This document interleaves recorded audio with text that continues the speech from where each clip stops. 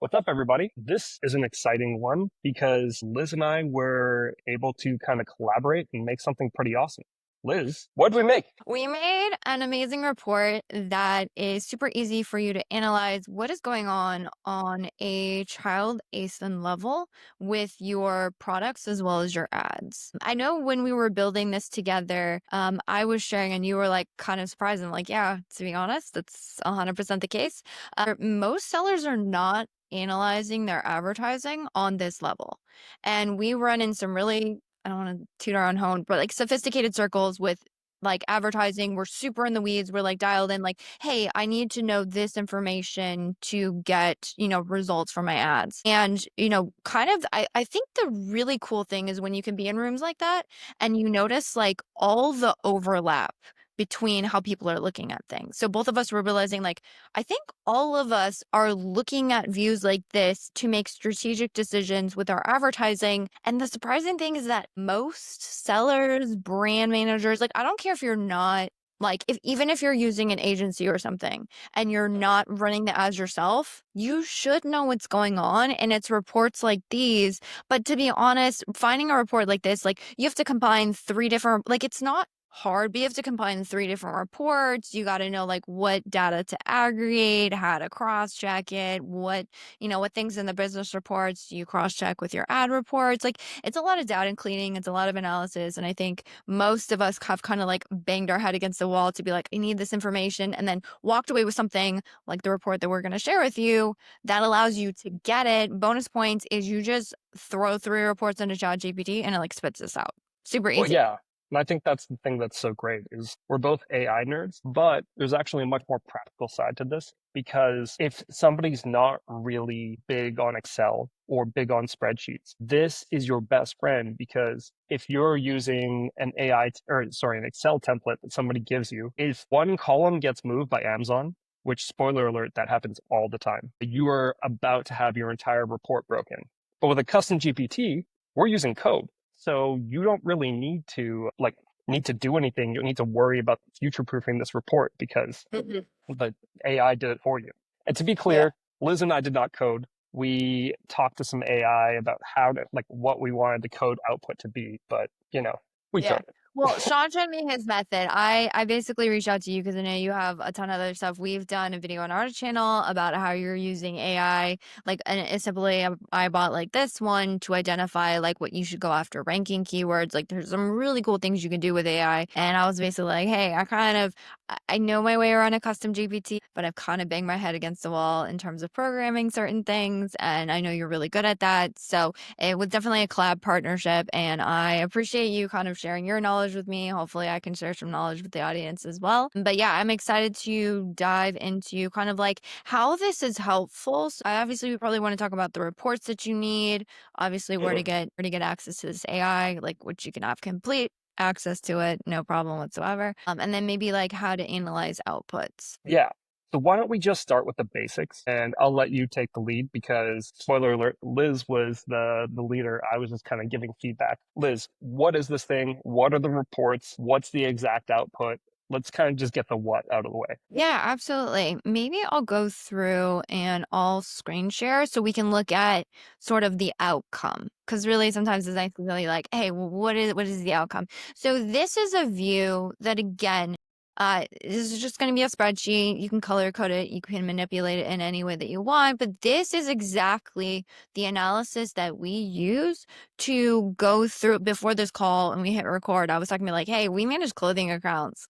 50,000, hundred thousands of SKUs. Like it's insane, right? And so a report like this is exactly what we use to find those big needle movers in the account. Because everybody knows their top products and they know kind of like you have a basic understanding, but you really need to be able to do a deep dive analytic analysis of kind of like get the lay of the land. And that's what this report helps you do. So what it is you're going to combine your business reports with your ads data. Now, full disclosure, this doesn't include sponsored brand ads. Reason being is you cannot get the incremental data on a product level. I don't care what software you're using. I don't care who tells you, hey, I can get, sponsored brands. All of that is kind of like an algorithmic output. There is no reports in the API. There is no reports in Ad Console that's going to give you the granular data you need to factor those in. So just putting that out there. But most of you are running mostly in sponsored product ads is where the ad spend is. And then we're also combining sponsored display ads in here as well. Yeah. And I mean, I'm very much a sponsored products bull. I usually have a very light touch with sponsored brands and sponsored Mhm. brands video. There definitely are use cases and there are definitely accounts where we use it a lot more or use it a lot less. But I think I would say probably 90+% of the spend on every account that we manage is sponsored products. So this report to me really gets the 80/20 out of the way, at least, if not the Mhm. 90/10. And so, yeah, this is very useful, especially if you are maybe a little bit newer to analyzing your reports and that kind of thing. Yeah. And so, yeah, just to summarize, we've got business reports by child ASIN, and then sponsored sponsored products, advertised product report, to display advertised product, all blend into one Mhm. view, ready to go. Just make sure you get the same date ranges for all three reports, right? Yep. So I would say same date ranges. The other thing that you'll note is when you go and generate your business report, you will see, like, if you select a date range, you will see a pop-up like, hey, warning, XYZ date may not have data. It's because typically there's at least a 2-day delay on sessions and unit session percentage inside of your business report. So you definitely want to make sure that you're selecting data. The business reports are going to have the biggest delay. So what I found is a good workflow is get the business reports first. That way you know kind of what dates you need to eliminate, and then just take that same date range and go and pull your sponsored product advertised product report, sponsored display advertised product report, and then in the business reports you want to have a breakdown by child ASIN is the way you SKU. Sorry, excuse me. Yeah, Breakdown by SKU. yeah. And there are some people who are really, really, really data focused that I've talked to in the past. And what they'll actually do is they won't join on ASIN. We are joining on ASIN just for anyone who's actually quite data centric. But a lot of people who are like data scientist level want to join on SKU because technically that's a unique value and Mhm. ASIN is not unique. So there might be some double counting here. But the thing is, this is going to be 95% correct and Mm, 100% easier to understand. So that's why we kind of absolutely. set it up this way because the people who are going to use this are going to get immediate value and Mhm. it just can make sense. I mean, I think more than anything, why don't we give the audience a couple of reasons why they might want to use it? We're not going to dive into use cases yet. I think we should just talk about like why do you want to do this? Like what's good about this? Yeah, and I think that's because it allows you to have a view of how ads are impacting your total sales. And really, that's what everybody wants to do, right? Like, we want to grow sales and we want to grow profits. But to know if you're doing that or not, you need to have a really good analysis. So maybe let's just walk through sort of the aggregate that this report outputs, like where does it join things? And then we can talk about like how to use it. So the main thing that it joins, obviously you have the parent and child ASIN and you have the titles here, which is helpful because not most of us like memorize every single one of our ASINs. But the other things that I'll look at is it will get your total ad spend. And again, this is going to be a sum of sponsored product and display, total ad sales, sum of display, and then it's going to have ACoS, but this is a blended ACoS. So this is going to be factoring in both your sponsored products and your sponsored display. ACoS is how that works. But then there's other data points here that you have to have your business data or like your sales data and your ads data to be able to calculate. However, most times when you calculate that, the easiest way to do that is going to be on an account level. And what I find, especially in complex accounts, is most times you're managing at an account level, not because you don't want to manage on a product level, which you should be, by the way, but because it's really hard to get this granular level of information into a report. And what we're telling you is like literally download 3 reports, throw it into a chat GPT, boom, you're going to have this output.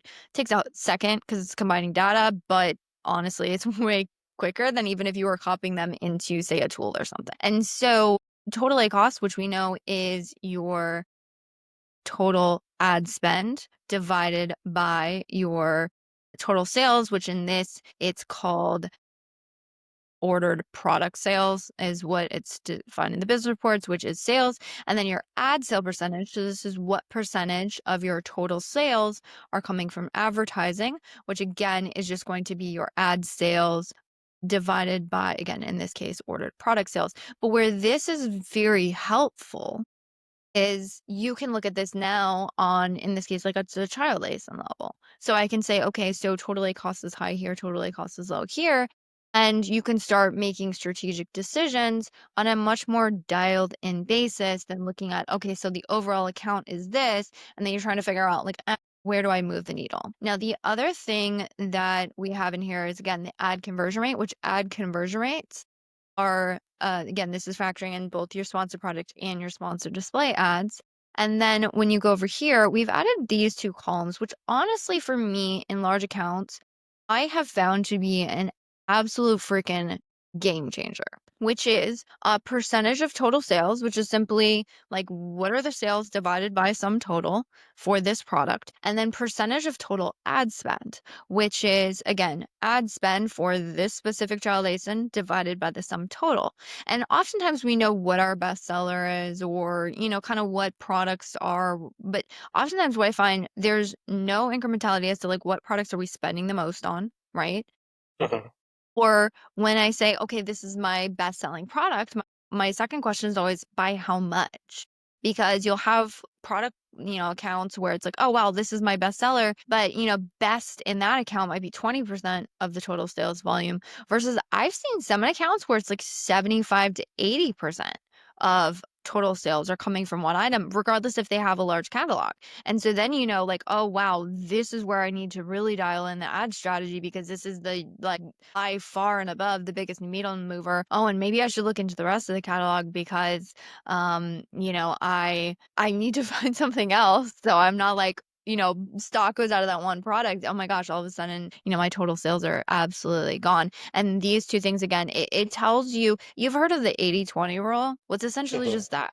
But it's not only just looking at the 80/20 of product sales, which again is valuable, but it's marrying that in with your ad efforts, i.e. your ad spend, and going, okay, so where's the 80/20 in my ad spend going? And just by those 2 columns, to be honest, you can start really making strategic moves. Yeah, I love that. And I think it's also one of those things where if you are fairly new to advertising, especially on Amazon, this is one of those things where your percentage of budget is something you really don't pay attention to because why would you? You just, the thing that everyone talks about is you should be in budget all the time, Hmm. which is maybe a hot take on my end, but I actually disagree with that. I don't want to be in budget at all I do times. as well. That might be a great future like rant video on why that's completely Yeah, false. Yeah, no, I yeah. agree. And I think it's through no fault of business owners because like we've said before, like this data is kind of notoriously difficult to catalog and categorize. And I've been in a lot of tools. And I think there's a lot of fantastic analysis tools out there. And I've talked to all of them. And every single time I talk to one, it's like they're like, oh yeah, we break everything out on a product level. I'm like, fantastic. Can I get percentage columns in there? Like, please. Yeah. And there's been a couple tools I've talked with, like, they're amazing, but they'll be like, "Ah, I feel like we're just adding a ton of like," yeah, the columns get wide, right? And at some point Mhm. it becomes overwhelming, but I'm like, you have no idea how valuable these 2 columns are. Like, just these alone, super valuable. Yeah. And instead, what ends up happening is you end up exporting from the tool and then calculating it yourself. Mhm. And then you're like, why even bother using this tool if I have to export? Yeah. Absolutely. I, Yeah. okay. So I want to dive into the use cases because I think there are so many good ones. And I'm literally like itching to start talking about the data on the screen. But I think we should first just quickly cover what are the steps to get this thing working. And I don't know if you have the tool pulled up, if we could show them I what it looks do, like. I do. Oh, So let's basically go. it's super simple. It's super simple. I'm calling it the taco spot because honestly, like that's some of the most valuable is getting Total ACoS on a per product level, like game changer. And so basically all you have to do, upload a business report, a sponsored product advertise product report, a sponsored display advertise product report, see the magic. Like it's literally, you don't have to have a prompt. You don't have to do anything. Just like click this button, click add photos and files, grab those 3 files from your account, click go, and you're done. And you will have a report like this with again, it might take a little bit to calculate, but once it's calculated, you're good to go. Yeah. And we're both going to have pages on our website dedicated to this tool. So it'll be easy to get access to. Just go to junglr.com, junglr.com, just like what it says right behind Liz's head, or stonesgoods.com. Both are plural. Stones, STONESGOODS.com. It'll be right there too under our resources section. Um, okay. Are you ready to get into it? I've been holding my breath Yes, this whole this is time. my favorite part is the Yeah. analysis. My favorite part is the analysis. Okay. So, by the way, we've also put a notes column in here just to flag things that we have seen. So, one thing is ad sales percentage. This is a huge one that we look at. I think of ad sales percentage as a scalable way to check your like market share or your ratio of organic to ads. So example here would be like if this is a percentage, okay, so this is like 48% of our total sales are coming from advertising, which means it's a little over 50% of our total sales are organic versus here where we have only 28% of our total sales coming from advertising. So the rest of that 100% is organic. And so just this flag says like if we have high ad sales percentage, that means we have really low organic rankings. Or if we have a low ad sales percentage is like, hey, there's probably room to push ads because we're probably not pushing to grow market share as well. And the sort of the flags for this are ones that we've like pre-coded into the tool because that's what we've seen kind of like universally. If ad sales percentage is below, I believe it was like 10% or something, we've seen like, hey, there's a lot of freaking room here. Or if it's above like 60, it's kind of like, maybe a little bit of a red flag, go check it. There, by the way, there's also a cross check in here, which this account, we don't have that issue. But if you have a product that has below, I want to say it was like 80 or 75% of the buy box, and you still have ad spend on it, it's going to flag it for you. So again, just kind of a cross check, which again, pre-coded like notes and flags in there. Yeah. And I want to call out that that was Liz's idea, and I was really jealous that you came up with it because that is genius, and that's something everyone should be looking at. It's something that we look at, but I never think to like build it into any of the tools we built. So, Liz, kudos to you. Yeah. That is absolutely No, definitely. I, genius. I think it comes with our looking at clothing accounts. There's constant stock fluctuations. Like, oh my gosh, stock is like the most like ridiculous like in clothing. It's so difficult to keep like black mediums in stock. Forget about it. As a black medium wearer, I would probably agree with you on that. And so, if anyone wants to send me a gift, black medium. I did want to actually talk about the columns you were just highlighting. So in row 3, that really is the perfect example. And so because we can't see what's in the parent ASIN column, I don't know if maybe this specific product is one where you're advertising a specific child ASIN.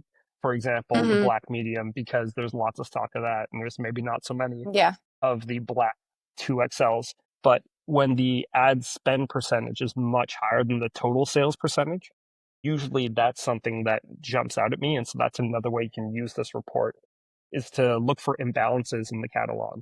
That's one of those easy things that if you see an imbalance, you can quickly jump on it, probably save yourself a lot of headache. At least Yes, that's one that absolutely. really So jumps out at I'll me. I'll let you know like our workflow for something like this. I will go in here. Let's just like get dirty and get into the workflow. Like let's just say we're auditing this account and we're like, all right, What are my needle movers, right? You have your processes, your like bid optimizations, all of those things that are like happening that are based on best practices. And then you have the strategic deep dives into the account. This week's I need to fix X. I would say if you can have an account, a manager, an agency, whoever they are, if they're balancing those two of like best case processes that are just shifting through the account every single week to get the basic needle movers, and then you also have that strategic analysis that says like, all right, these are the, this is the 80/20 of how I make moves in this account. Like those two things working in tandem, that's how you improve accounts 100%. But this is 100% how I do it. Take this account, review this video. This is how we do it. So I would go through and I like to sort both by total sales and then both by percentages Oh. of total ad spend. And so this is immediately going to give to me, okay, so this one, maybe we have room. This one is a big one. Maybe I flag this. And I'm just flagging things now. I'm not going to make a decision on any of these yet. I just want to know, where do I probably need to increase stuff? Right? Where am I fine? Where maybe do I need to, all right, so here you see 1%. I'm going to sort by might sort by total sales volume, and then maybe let's look at 0.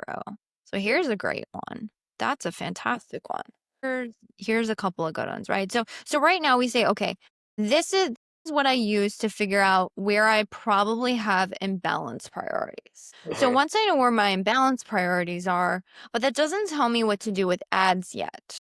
So Mhm. now what I would do is I would go over to, and actually I probably want to freeze up to this column just so I can keep, kind of keep this in line. And then I'm going to go over and say, okay, now I want to look at the ad performance. And ad performance is these 3 columns for me. So my ad performance is my ACoS, but this only tells you ad efficiency. I can't tell you how many times I've seen things like this where it's very possible for you to have, like, this is a classic example. I have 39% ACoS here, which as you can see, like my overall target's maybe it's high, but then total ACoS is like 2%. So in this case, what I can't tell you how often this happens, and that's how you end up with imbalances like this, is where you're in the ad console and you're like, oh man, ACoS is 39%. I need to bring it down. But then you look at your efficiency metrics of total ACoS is like 2%, highly profitable. And ad sale percentage is only like 6%. I have a heck ton of room to push sales at this point. So what I need to do is I need to highlight this and say, okay, now I need to go down to the ads account. So maybe I don't want to spend a lot at 39% ACoS, but it's so profitable at this point. Now I need to go down and strategically reevaluate what's going on. Or let me see if I can find another one. Sometimes you'll end up with a case of, here, this is a fantastic one again. So I flagged this one as, this is a red, this is maybe a problem. And here what I'm seeing is it's a market share problem because ad sale percentage is too high. And again, by the way, this is at a child ASIN level. It might be that you're advertising, like most of your spend is going to one of your variations, which honestly is best practice.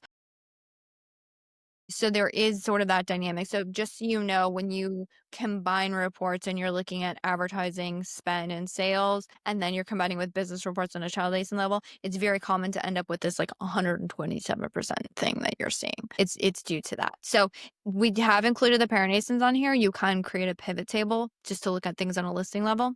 If you're seeing a lot of these weird imbalances, you might want to do that. But either way, this is a classic example of, okay, so maybe our ACoS target in the account would be 40%. Let's just say it's like 40%, right?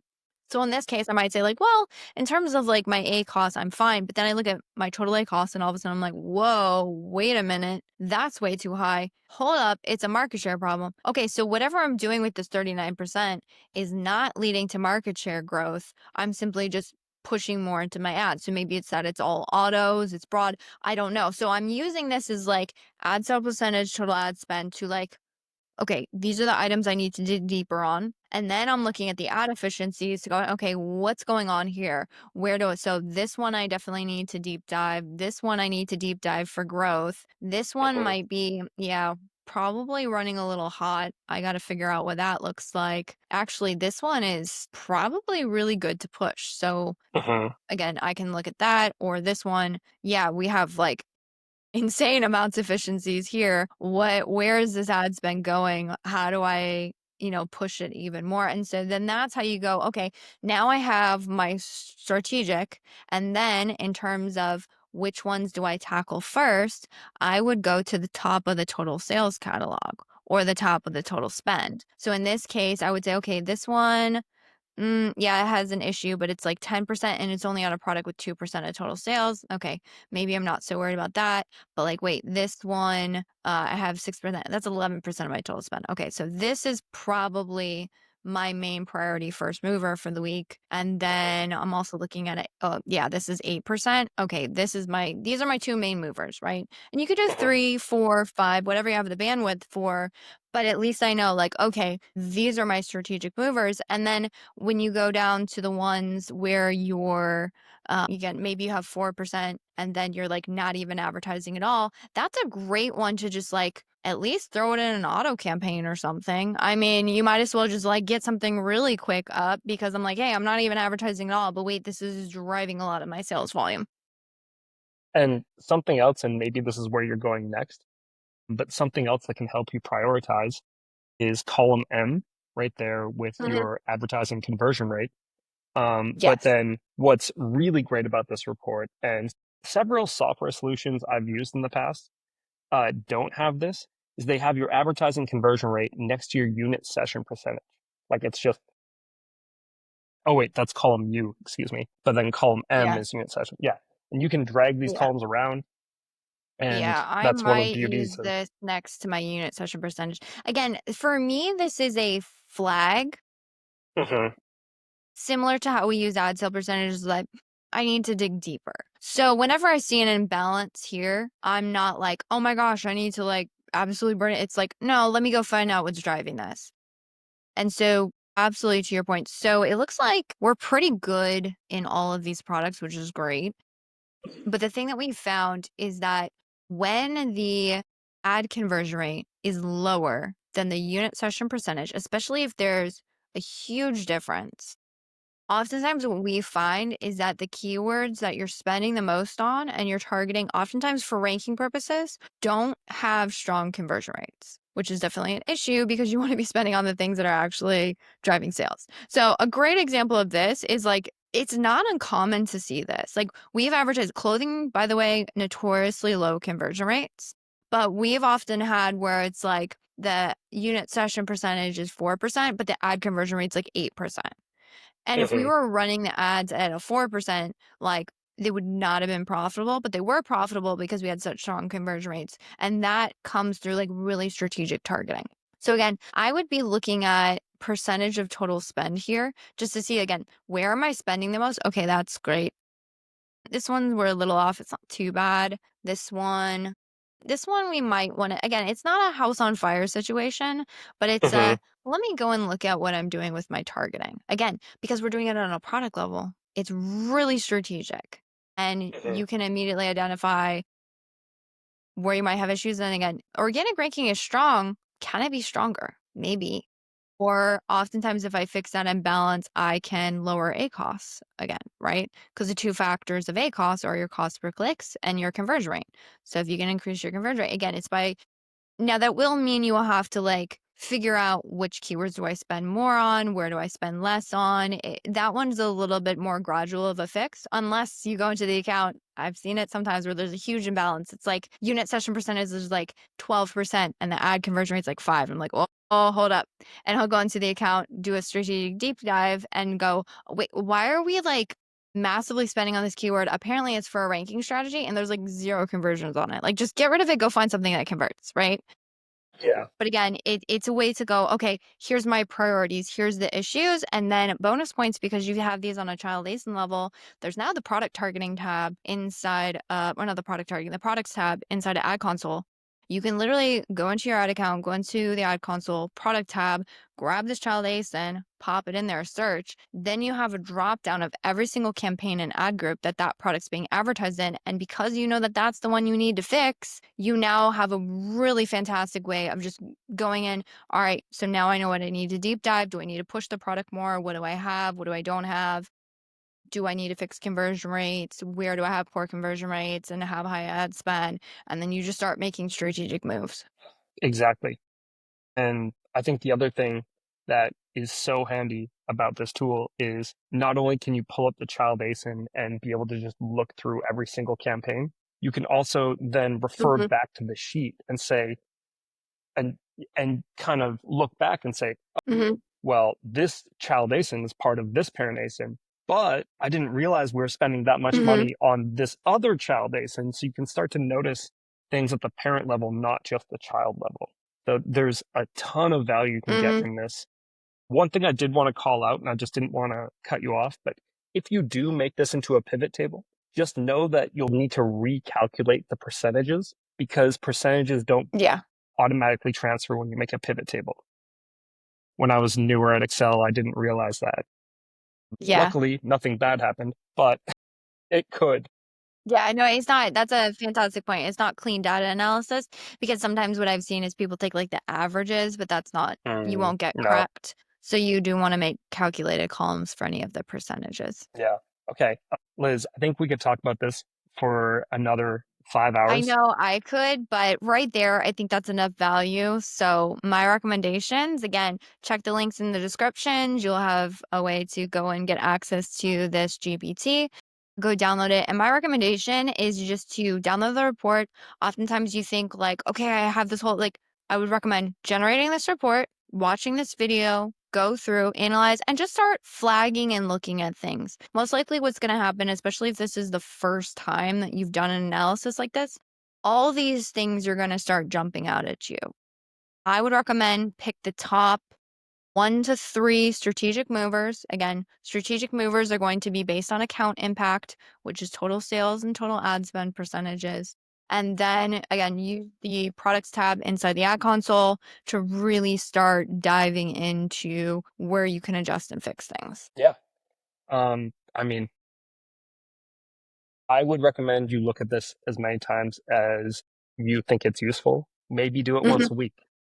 Maybe Yeah. do it once a month. It really depends on the account volume and how much other things you need to get done. One other thing I did want to offer to the audience, if you really liked this and you want a part two, tell us in the Yes. comments. Liz and I get along great. We would love another excuse to collaborate. So just let us know. If you want a part two, if you have questions, if you think there's something wrong with it, send us a message. I'm easy to find on the internet. Liz is easier to find on the internet.